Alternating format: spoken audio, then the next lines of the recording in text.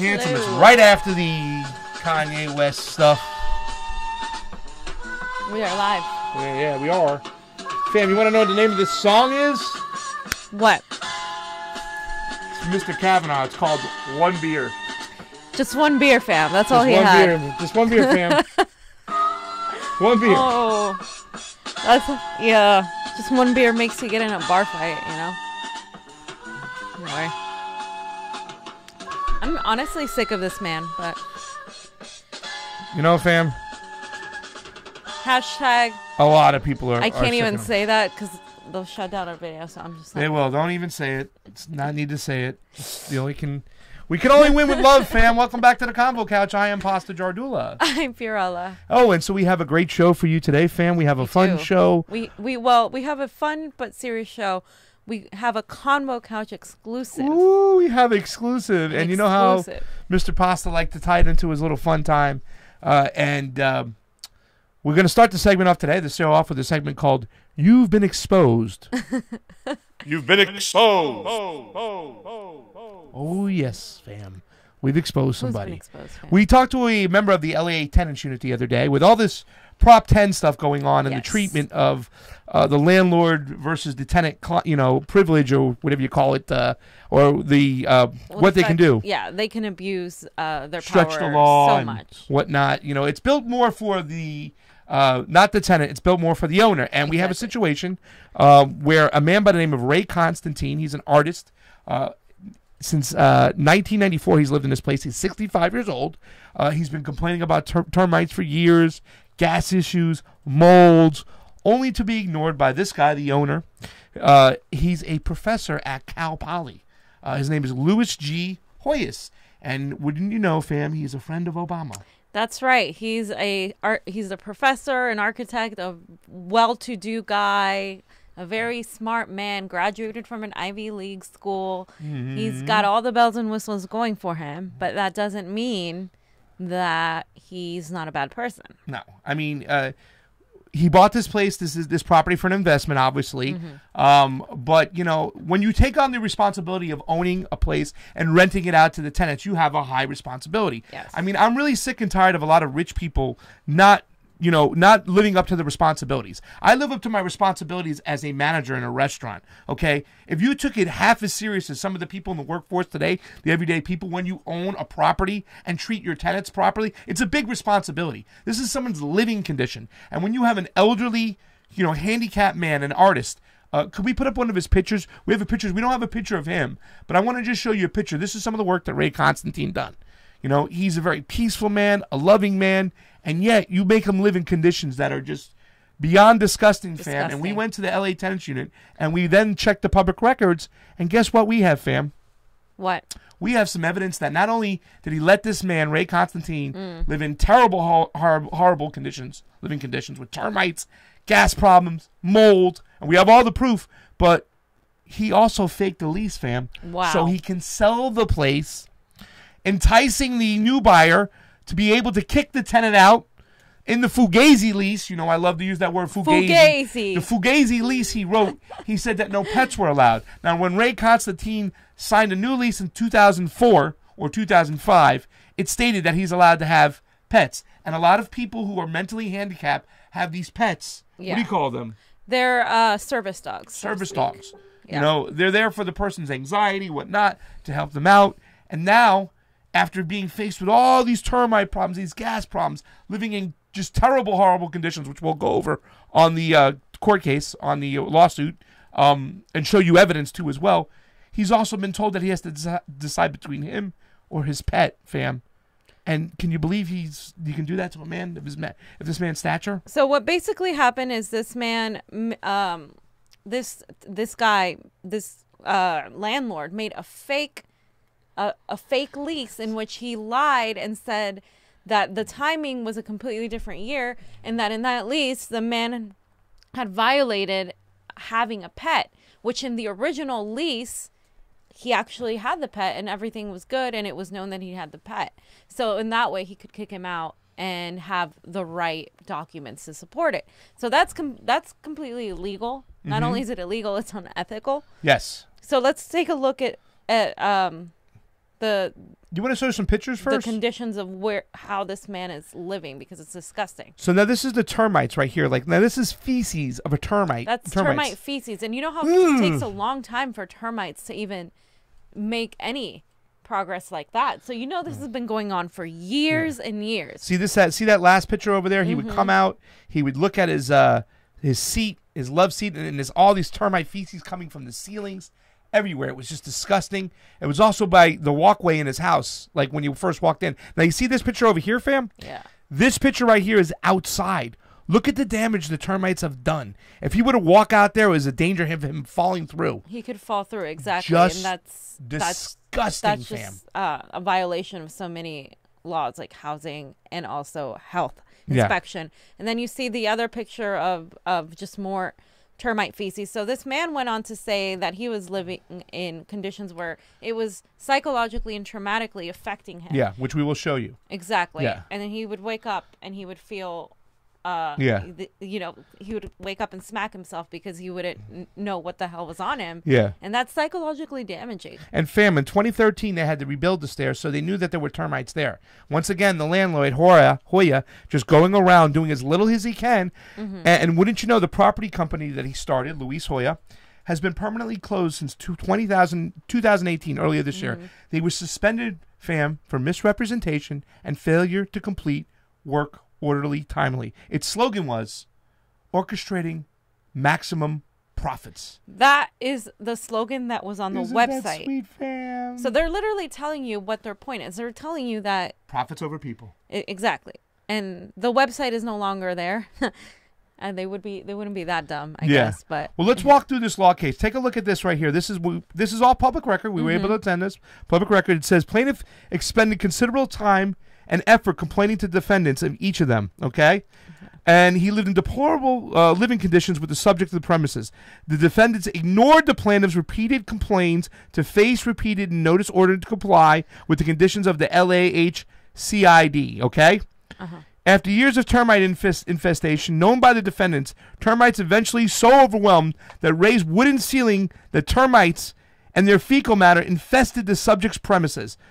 Swarming termites and the excrement landed in Ray's hair, eyes, mouth, ears, food, beverage, shower, sink, bed, couch, artwork, and on his pets. Ray broke down in tears, suffered diminished ability to eat, drink, sleep, or even relax. Ray felt humiliated, frightened, and dehumanized, fam. Wow.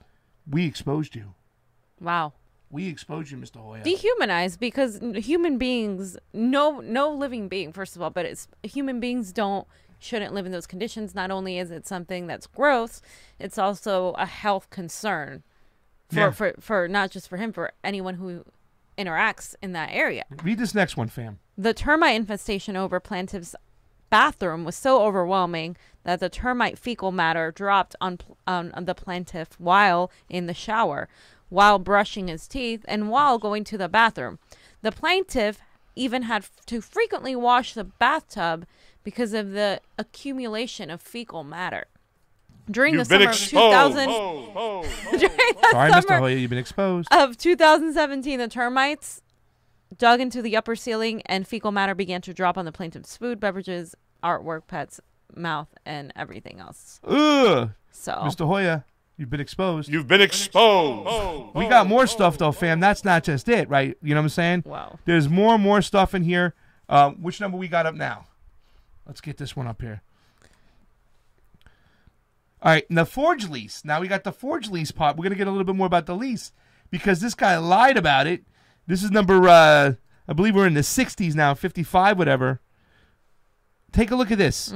Okay, there was no repairs done, okay? Everything was loose, broken, frayed, inoperative. You're talking about the door. For 3 years, he couldn't even open up his door. He couldn't lock his door, okay? Everything was life-threatening, hazardous.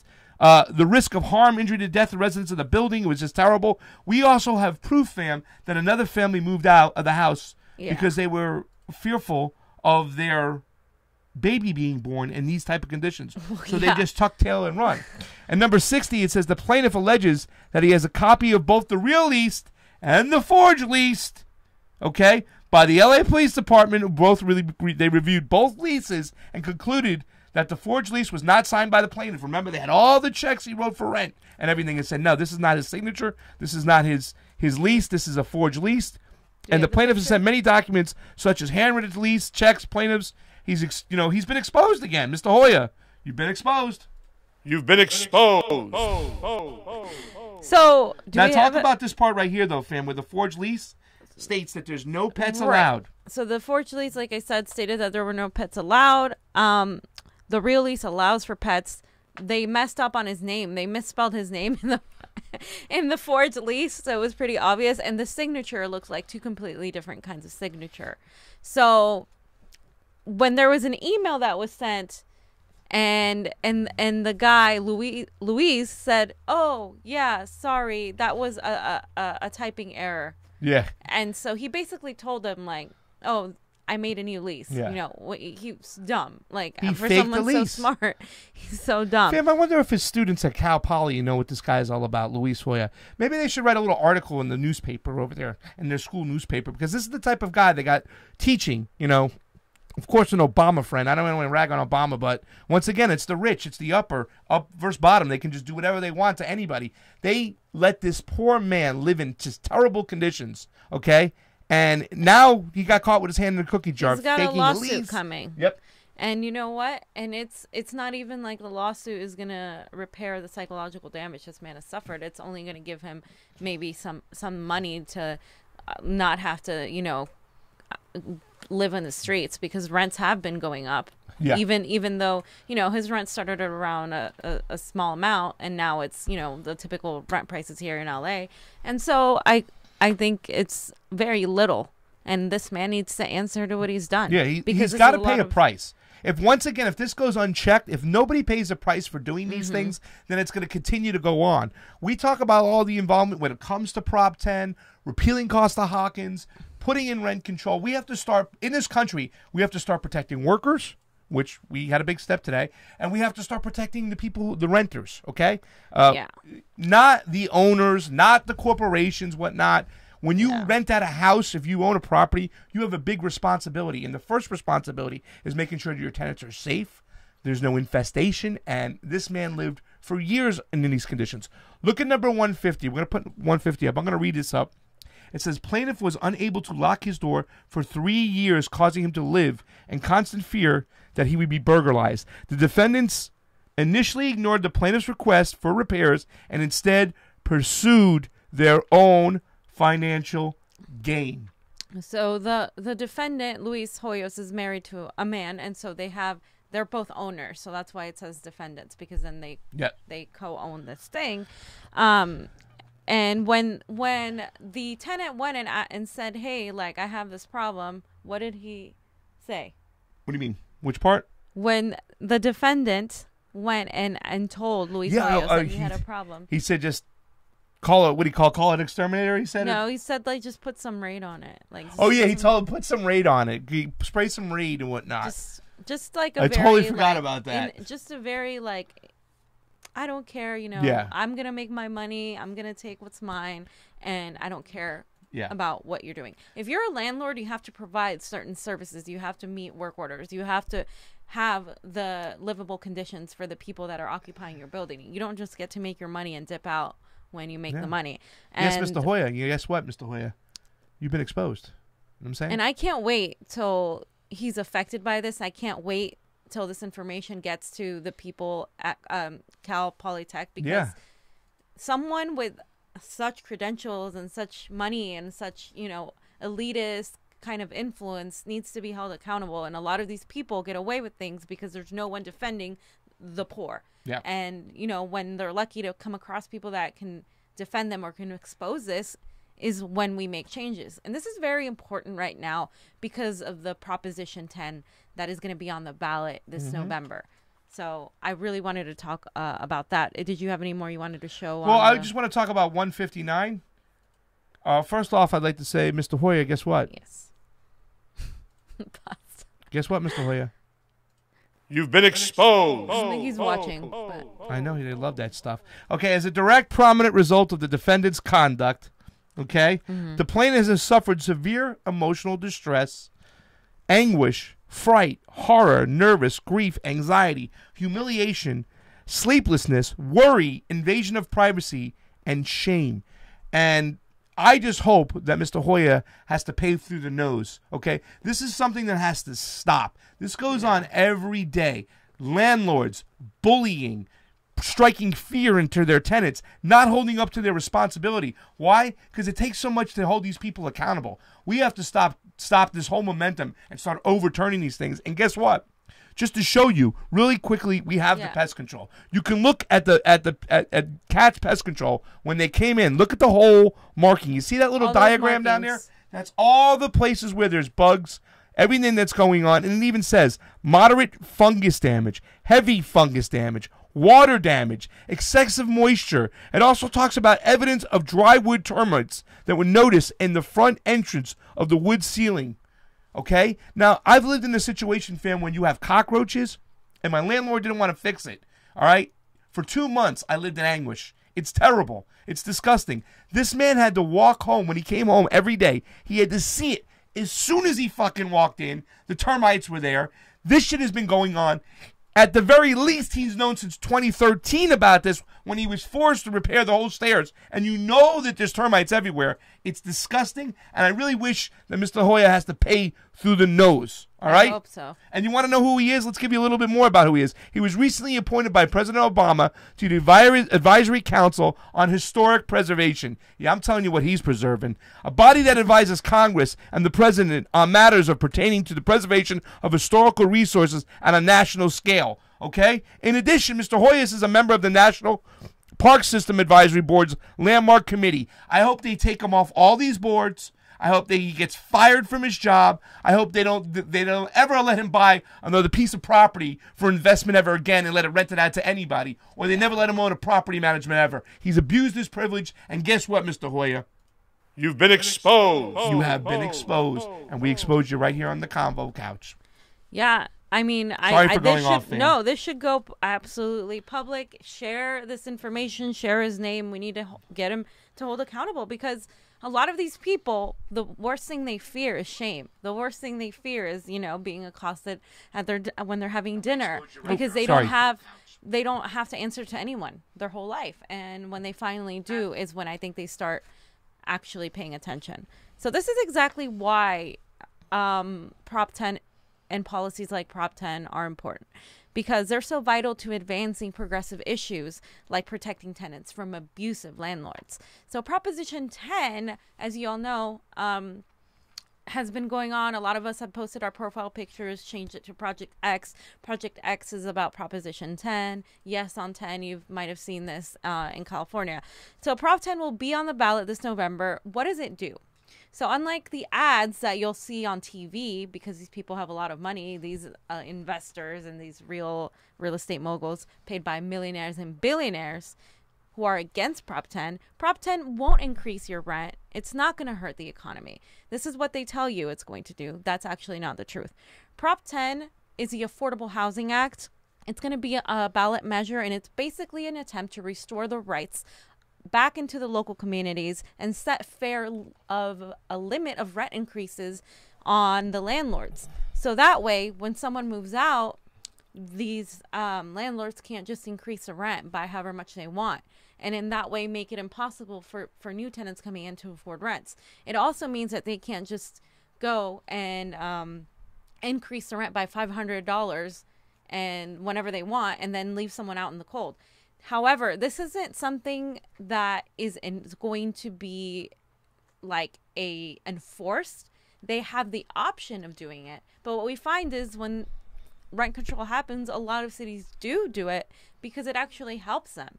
So why is the Affordable Housing Act, why is it good? Why should it be passed? So I have a flyer here, Yes on 10, which says the rent is too damn high. Here in California, the rent, as you know, is too damn high. Yep. So everyone should have a safe, healthy, affordable place to call a home. Prop 10 will restore the local rights of communities. Prop 10 will allow the local governments to establish a strong rent control that will address the nation's increasing housing affordability and homelessness crisis, especially in California. So with Prop 10, we also calm some of the need for housing shelters. We get these people who would be on the streets off the streets by just this. Passing Prop 10 will not require any city or county to adopt or expand rent control, but it would give them the option. As I said, this is something that they don't currently have the choice to do. Rent control is needed because today 1 in 3 Californians pay more than half of their income in rent. Yep. More than half. It used to be what, 30%? 25, 20, under 30% you used to have to pay back in the days of your rent. That's what our parents paid, under 30%. And without rent control, corporate landlords and real estate companies, real estate moguls will continue to rent gouge, and that's what's pushing people out of their homes and pushing people out into the streets. Mm-hmm. So the Costa-Hawkins Rental Housing Act. So this would inadvertently repeal Costa-Hawkins. Costa-Hawkins was passed in 1995 by bought-out corporate interests and politicians and the lobbyists. Yep. What it did was it was a loophole in the California law that allows families, keeps families and protections out from families, and keeps them from being able to have more control. So it prohibits rent control at any apartment building built after 1995 or after the year rent control was passed in your city. So that's why Los Angeles only has rent control in certain areas and certain buildings built before 1978, and in San Francisco before 1979.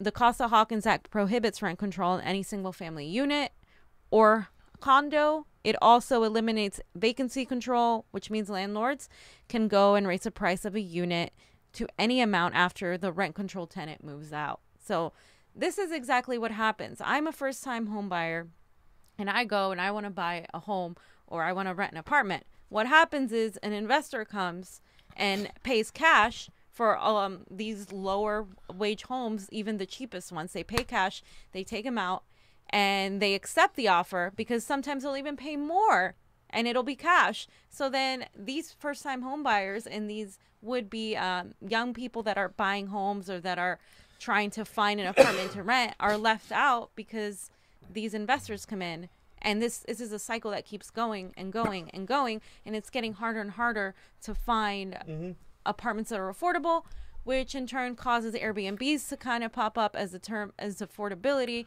and then that's also used as another form of, the wealthy buying homes and then renting them out and making profits off them too. So how does it tie into gentrification though? Gentrification is that, because gentrification is exactly these real estate investors or these very wealthy people that have all the money in the world. They can pay cash right away. They'll even up the price. I've had friends who are like, okay, we were almost approved for a house. We were about to go in, but someone came in at the last minute and said, I'll pay you double. And of course, they're going to go with that person. And this is allowed because of the profits over people mentality, where people have absolutely no chance in competing with these big corporations, these real estate companies, these investors, and the people telling you that this is not good for the economy are the rich people or the misinformed.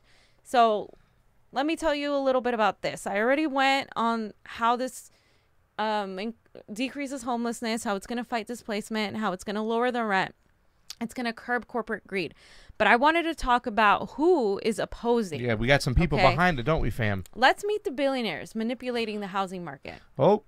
There's 3 of them. 3 of them are highlighted right now. There's many more.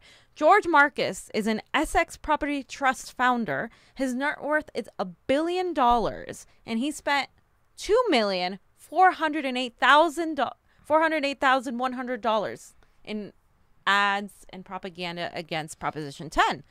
Why would he do that? Now we have Sam Zell, the Equity Residential founder and chairman. His net worth is $5.1 billion, and he spent only $1,707,400 against Prop 10.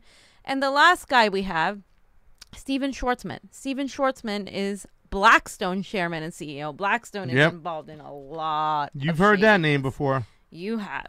And his net worth is $13.6 billion. $13.6 billion. And he spent only a mere $894,200 against Proposition 10. when you hear about how Proposition 10 is going to hurt the economy, how it's going to raise rents, how it's not going to do anything, that propaganda is coming directly from these people because they know that it's not going to benefit their business, that it's going to put a stop on their greed to a degree, because Prop 10 isn't the whole solution, fam. It's a first step in this in the, one of many steps that we have to take to curb the abuse and the greed of people like the Jeff Bezos of the world who are, just coming around. So I also want to say that Blackstone Corporation was in charge of acting as a hedge fund and buying properties, as I said, similar to what I just described, cash first, so the home buyers have less of a chance of even buying.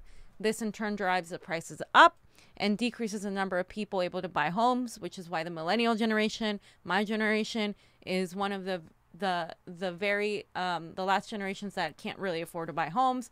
There's jokes about it, there's memes about it, but this is a reality we live in, especially in California. I mean, people laugh. Like, even people who have homes anywhere else. I mean, you could go to Florida and buy a home, you could go to Texas and buy a home. But in California, you need a good amount of money to buy a home. Not everyone, Ridiculous the majority amount. of people Ridiculous can't buy a home. It's laughable. It's ridiculous. So I definitely wanted to kind of tie these things in together because I believe it is landlord abuse like that, which is where all the money's being poured in. These rich people don't care about the poor. They don't care about the conditions they're living in. And so therefore they get to abuse and have no accountability. Yeah. Anyways, Prop 10, November 6th. Yes. Vote yes. Vote yes on Prop 10. Vote yes. Ignore the billboards that say vote no. I mean, it's all for the investors and the people investing. It's I've talked to some people at the bar, some people at my restaurant. These people who live in Pasadena, they want it. They don't want it. They're voting no because they're they want to make the most money on their properties no matter what. You know what I'm saying? However, you have to be responsible landlord, and we have to be responsible as a society, and our laws should reflect taking care of poor people. They're and still going to make their profits. Yeah. This isn't even going to curtail their profits very much. It's just basically asking for there to be a stop on the abuse that we have. Yeah. So the rent is too damn high. The rent is too damn high. So let's get on to the next topic. Guess what we're going to talk about, fam? We're just going to quickly talk about Mr. Beer. Mr. Kavanaugh.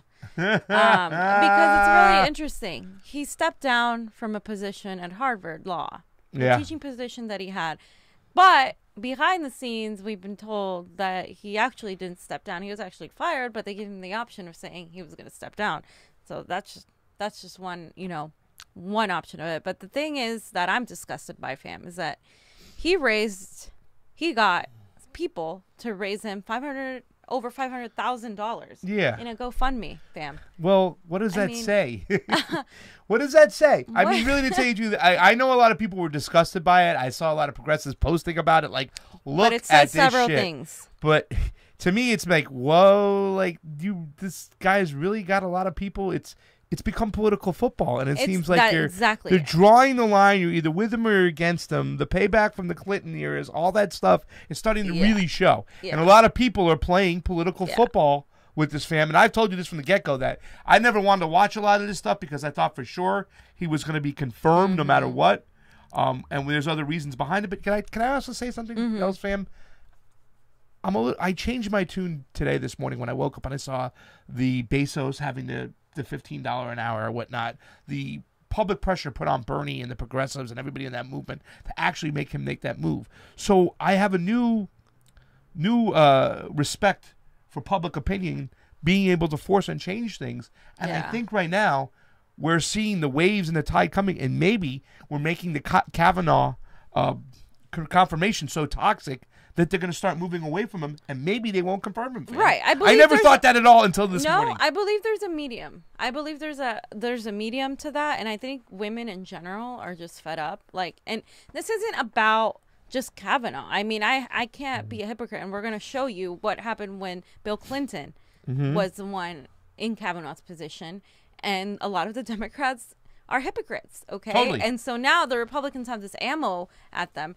But I can both criticize the Democratic Party and how they manipulate people's emotions, and also understand that at the end of the day, a woman was probably sexually assaulted. And I only say probably because speaking like Nobody has concluded. It hasn't been a trial. I myself personally 100% believe her just based on the behavioral cues of Kavanaugh, etc. Totally, because he's a freaking raving alcoholic. He's an alcoholic. He's been getting in bar fights, but I mean, he did. I mean, all these people coming forth and exposing him. It's like, hey, listen, that alone. I mean, let's put aside the accusations of rape. There's so many things going on. The lies, the alcoholism. Yeah. There's a shit ton of alcoholism, and you lied. cannot make good decisions when you're, addicted to alcohol.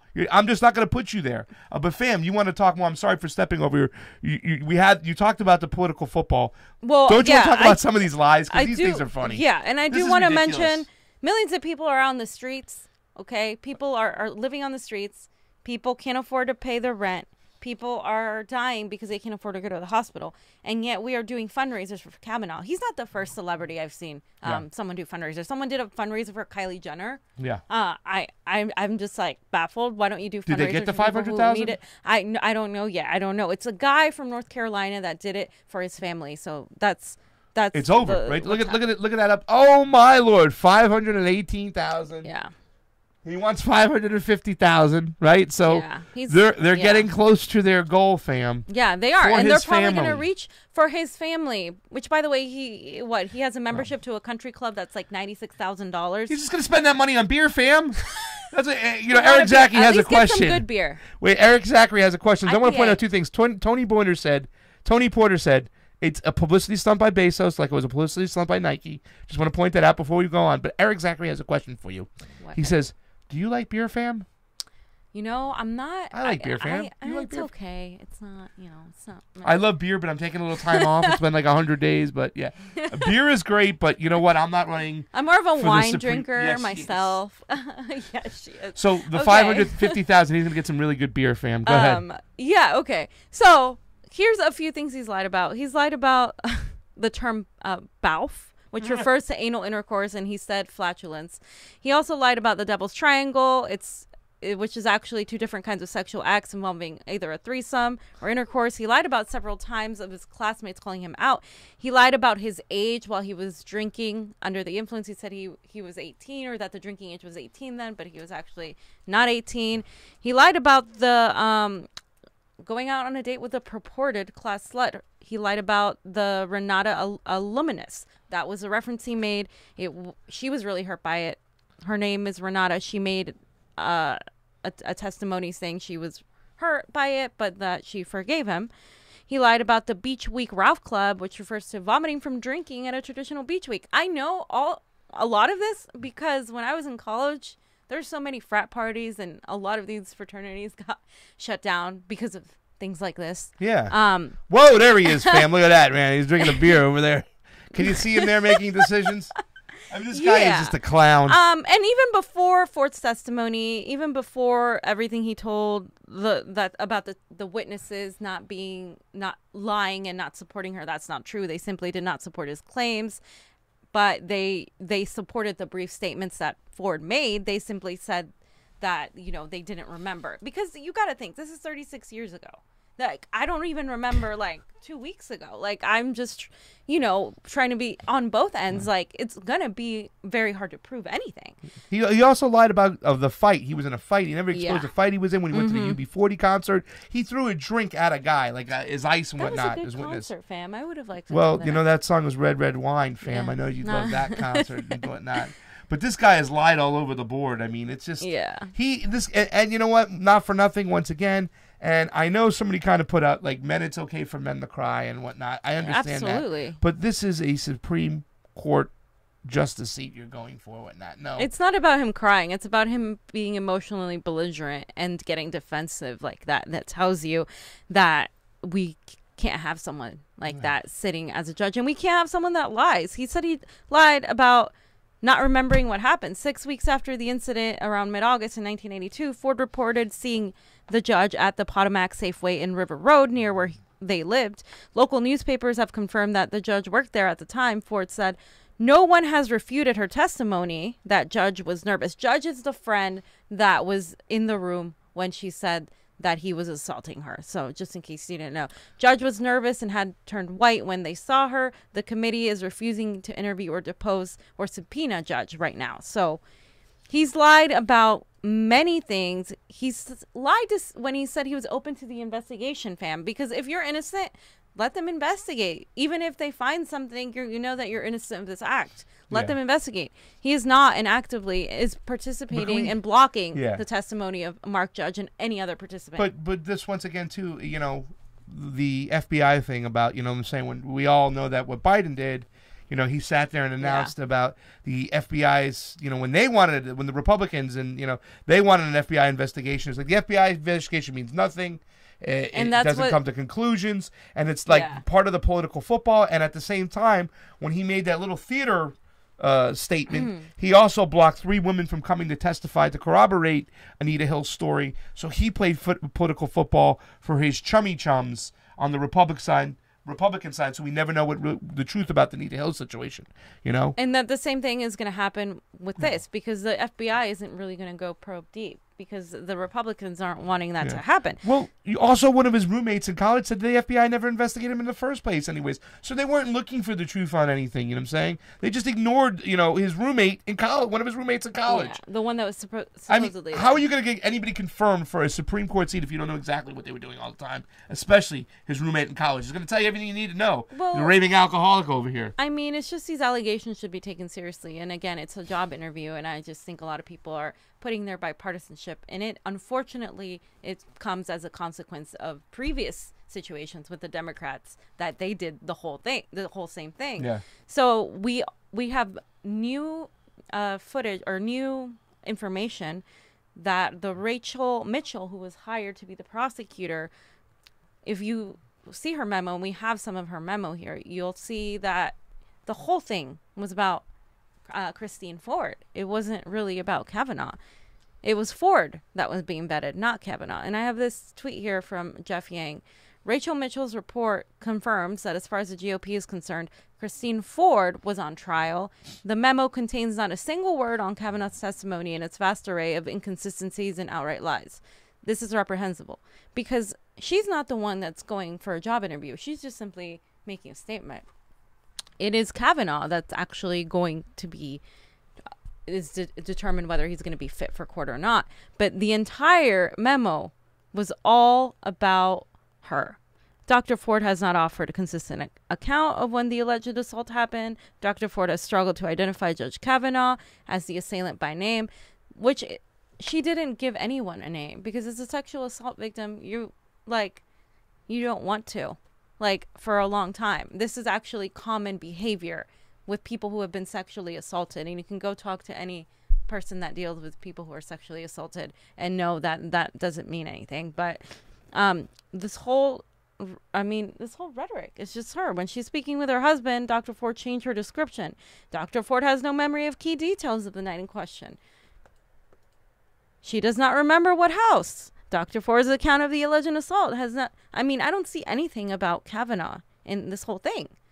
Okay? So all of this whole memo is just a whole outright depiction of her as a terrible witness, as a terrible, it's just an unreliable witness, so to speak. And it shouldn't be. It should be about Kavanaugh. He's the one looking for the job, and that's what I'm saying. Yeah. And I mean, they're just trying to discredit her in any way, shape, or form. The one thing they're going to keep going is that she doesn't remember the house, whatnot. And unfortunately, with so much time passed, there is no physical evidence. Yeah. They're only relying on witnesses, and he said, she said, and unfortunately, that's shitty for us. Well, I mean, the whole thing about it is they talked about it. When it comes down to it, it's not... He doesn't have to prove his innocence. When somebody's raped, they have to prove his guilt, and that's... something that's terrible. Yeah. That's the one thing I love about the Me Too movement more than anything. It gives the ladies hopefully the courage to come forth because somebody else has gone through the same thing as them and tell their story so we can stop these sexual predators in their tracks. And not only did it give the women courage, I mean, a lot of my friends were experiencing post-traumatic or PTSD, basically, because when they were watching this, they were remembering.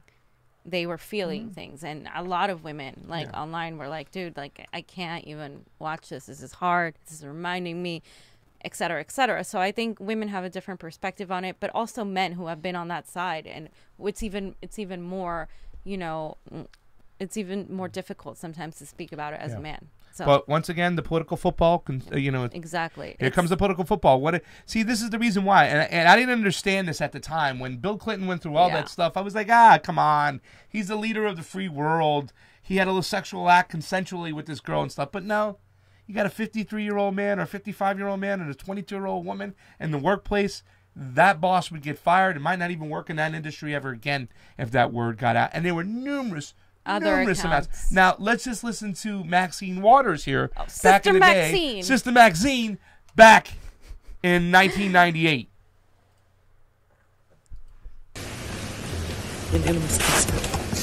Mr. Speaker and members, how must our American soldiers feel to have their commander-in-chief under attack while they are engaged in battle? Pause it right there. All right. She starts off with defending Bill Clinton by using the troops. Madam Speaker of the House, how do you think our troops feel that you're picking on Bill Clinton for sexually assaulting and making a girl do something in the White House? Don't do that to the troops. We'll talk about hypocritical row this. Have the right to feel betrayed and undermined. Today we are here in the People's House debating the partisan impeachment of the President of the United States of America, while the Commander-in-Chief is managing a crisis and asking world leaders for support. This is indeed a Republican coup d'etat. Mr. Speaker and members, Americans all, the Republicans will couch this extremist, radical anarchy in pious language, which distorts the Constitution and the rule of law. All right, stop it. Now she goes into... Right here, the next line is the best because we're going to hear right now because she'll tell you the real victims are. The real victims weren't Juanita Broderick, excuse me. They weren't Monica Lewinsky. Look who the real victims are. Are the real targets, and the Republicans are the vehicles being used by the right-wing Christian coalition extremists to direct and control our culture. The rule of law has been violated in denying the president notice of charges, by the abuse of power in the collecting of so-called evidence, and the denial of the presumption of innocence. President Clinton is not guilty of the trumped-up charges presented in these four... Stop, okay? She's talking about abuse of power about the evidence, so she's talking about Ken Starr, right? Now, you see all the Democrats nowadays, let Mueller do his thing, let Mueller do his things. Regardless that Mueller lied to Congress or lied to the American people saying that there were weapons of mass distraction in Iraq, lied us into a war and stuff like that. Now he's the most honorable guy. Yeah. He's a stand-up man. Everything here, let Mueller finish his investigation. But here's Sister Maxine, okay, talking about Ken Starr, who was investigating Bill Clinton and all his things. Fam, you got anything to say about this? Or you want to hear the rest of this? No, let's just hear the rest of it. Articles of impeachment. Yes, Bill Clinton is guilty of certain indiscretions in his private life. However, he did not commit high crimes and misdemeanors. Rather, the president is guilty of being a populist leader who opened up government and access to the poor, to minorities, to women, and to the working class. President Clinton is guilty of not being owned by the good old Southern boys or the good old Eastern establishment. President Clinton is guilty of being smart enough to outmaneuver the Republicans in the budget negotiations, electoral politics, and the development and implementation of the people's agenda. Ladies and gentlemen, I am an African American woman. I'm accustomed to having to fight and struggle for fairness and justice. Ken Starr, I know and recognize abuse of power when I see it. You are guilty. However, I think that's enough, fam. I don't want to even go on more with this lady. And she's using everything from the Constitution, the rule of law, the troops, the people's agenda. Who cares about Monica Lewinsky being, physically and sexually abused? Oh, she consented. The women take the back girl. burner. She's making the men and the Democratic Party, Bill Clinton in particular, the victims. Yep. And that's disgusting. Yep. And on any side. And the reason we're pointing this out isn't to, kind of dismiss what's going on now with Kavanaugh. It's to show why the Republicans have an ammo against the Democrats, why they're so angry, and why a lot of their followers are going to go and be like, but look when you did this. Yep. And then the Democrats aren't owning up to that. Yeah. They're not. And so that's, again, if you want to win, in 2020. If you want to win in 2018, you got to stop the hypocrisy. You got to stop with the bipartisanship. You know, if he's a Democrat, he's nice. If he's a Republican, let's you know, throw stones at him. Like, no, it's got to be for everybody across the board. Hold them accountable. And by the way, Bill Clinton, like, fighting for the poor people, didn't he, like, pretty much, like, hail all the neoliberal policies and shill for more neoliberals? And he let Wall Street go apeshit crazy. Exactly. But the repeal of Glass-Steagall was one of the more harmful things to the middle class people in this country. It allowed Wall Street. It stopped their restrictions and further let them go crazy. But you know, I hate to say who was right back then. Chucky the Shoe. Remember Chucky the Shoe? Not back in 1998. Look what he said back then in 1990. Clearly, that it will be used as a routine tool to fight political battles. My fear is that when a Republican wins the White House, Democrats will demand payback. And, fam, that was Chucky the Shoe back then. He made it right. You know what? Now they're looking for blood. They're looking for payback. And guess what? Now they have the ammo. Yeah. He called it, you know what I'm saying, back then. But I don't know why it was so low to get him. You know, once again, this is a woman being abused, or for women, fighting for women to be abused. You know, Chuck Todd tried to say the other day that isn't it just different now because culturally we're different? It's now the Me Too movement has brought more of an eye. I don't know what he's trying to say, but that was more accepted and it was allowed. You know, you got guys like Wes Boyd who started the MoveOn.org, and the whole thing that was so disgusting. You see right behind? This was their motto when they started. It was censor and move on. Enough is enough talk about, you know, this woman being sexually abused. Move on already. Let's pay attention to what the country's going on. Let's not pay attention to Bill Clinton with his hands and whatnot. And you know, there was people like Barbara Lee who defended Bill Clinton. And that's how the Move On movement started, fam. And it's disgusting. It's come full circle in the political circle. Now, I'm really hoping that we as a people can move this forward and get Kavanaugh's confirmation so toxic that they will walk away and they will not confirm him.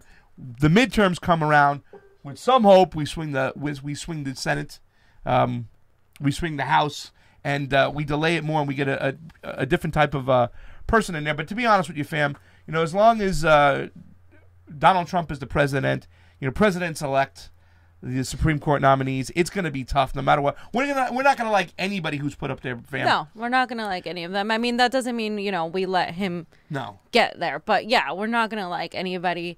We need to start thinking about how we got here. I still think people aren't understanding how we got here. They're not understanding why people voted for Trump. They're not understanding that the people that never talk about politics voted for Trump. They're not understanding that there is this silent group of people that went and voted for Trump and didn't say anything, and they did it because they felt attacked and they felt, you know, and this isn't about, you know, saying, oh, poor Trump supporters who felt attacked. This is about understanding the psychological and the economic situations that have been happening in this country that we haven't dealt with.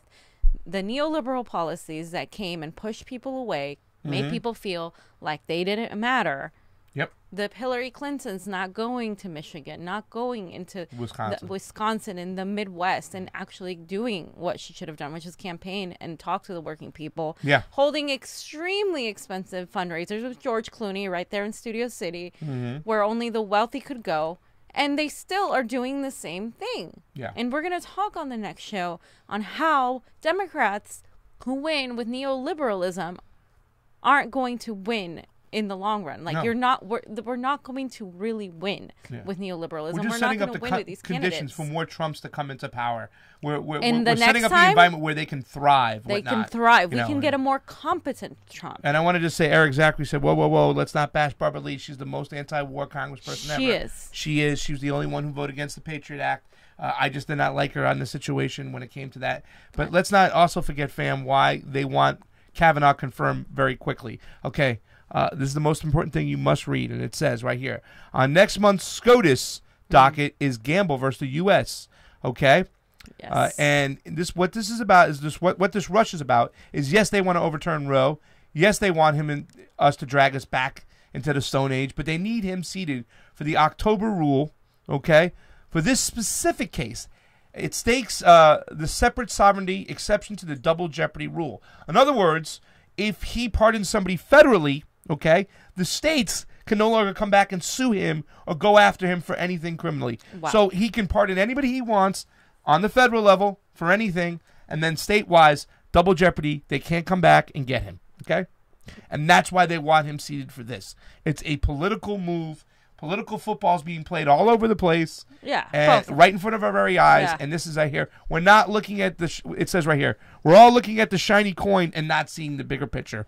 This is what it's about. This is why the rush to confirm Kavanaugh is going on for this case right over here. Disgusting. Gamble versus the U.S. They want it overturned. Fam, you got a little hamster thing going on? Yeah, it's just interesting how on social media people can't like take a nuance under $15 situation. It's more complicated than just, oh, you're either with us or against us. So, but most people on the internet go and say you're either with us or you're against us. And the hamster says, but what if I told you? What if I don't pick sides, but critically examine both and come to a nuanced, informed, unique, individual opinion? And it says, kill the traitor. They don't understand that. We need to be able to have conversations, and even if we disagree, be able to understand that sometimes these things are more complicated, or there's something else involved in this, right? Because we can both see that the Democrats and the Republicans are both manipulating the public. The Republicans are manipulating the crocodile tears and the sadness for Kavanaugh's family of such a great, smart, successful, good old white boy. You're trying to sneer this man, fam. And the Democrats are using Christine Ford's testimony and her experience as a political means to attack Republicans, even though they didn't do the same when it was one of their own. Yep. Okay, and I can understand that, and I can still want him as far away from the Supreme Court as possible, and I want her to have her time and to be able to explain and tell us what happened and what her experience was. And so women come together and say, hey, me too, I know where you're coming from, and this is important to be said. This has to be said. This isn't something that we can just rush and dismiss, like tends to happen in a lot of situations for women. And yeah, you can hold both of those things to be true. Yeah. And I, fam, the way you kind of put that out, I like the way you put that out, because a lot of attacking goes on. And like I say this all the time, the identity politics gets so deep that we're actually pushing away potential voters rather than speaking to them, like Jonathan Pye said. Like, get in there and speak to them. And this is a situation that, I know a lot of people reacted, especially on the left, when they saw this going on, but they didn't go back and see what happened to how everything transpired to why we're in this situation we are right now. And it just reminds me, Bernie says, we're just one aisle. And the one aisle is playing political football. So we got to go in there. We got to do some serious conversations. We got to talk about this, because regardless if Mrs. Ford never even came around, I still wouldn't want this guy on because of policy alone. However, elections have consequences. Obama said that. And I keep saying to him, well, maybe if you're upset about why 43% of the people didn't vote, maybe it's because you didn't give them a reason to vote. And we didn't. So, that being said, we're in a big cluster, F-U-C-K-Y. Kanye's confused. Kanye? Yeah. When is Kanye never confused? But Snoop Dogg threw some wisdom in there for him. Savagery. Savagery. I'm not even going to read I'm going to read Make Your Music Great Again. That's what Snoop Dogg said. But he also why don't you make your music great again? He also called him Uncle Tom, which is kind of hilarious. But this is because Kanye wanted to repeal the 13th Amendment. Which abolished slavery. And he has a very metaphysical, I want to be so smart and metaphorical concept to it, but nah. Well, we got to get some intakes on him and stuff like that. I got a little tweet little picture we put up right now, because since all this stuff's going on, I still wanted to be a little inspirational today, and I wanted to show about life's 3 best teachers are heartbreaks, empty pockets, and failures. Why we're kind of here today, fam.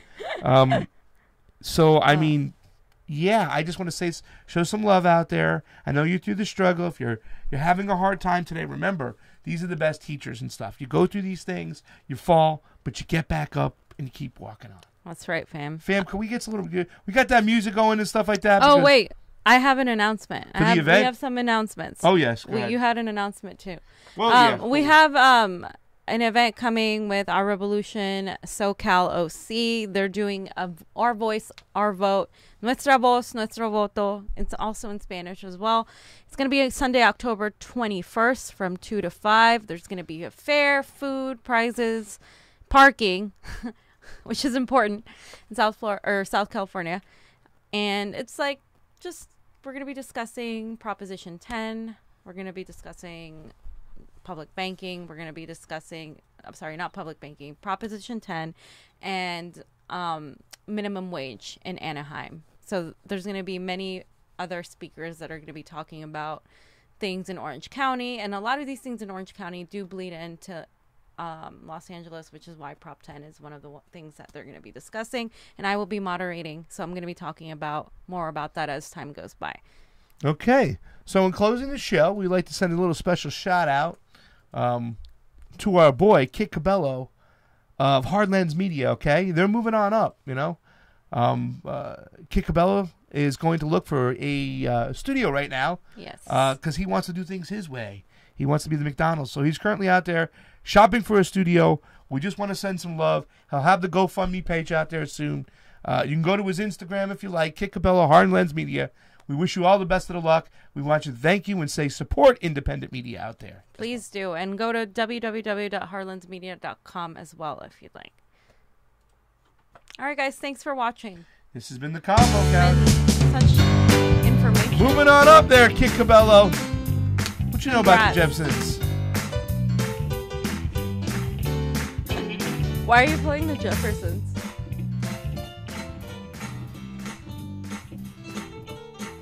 Hey!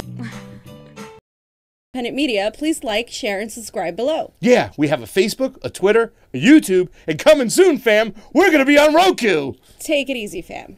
And if you have any change to spare, please subscribe to our Patreon below to keep us going. Yes, anything would help with that. Thanks again for watching. Convo out.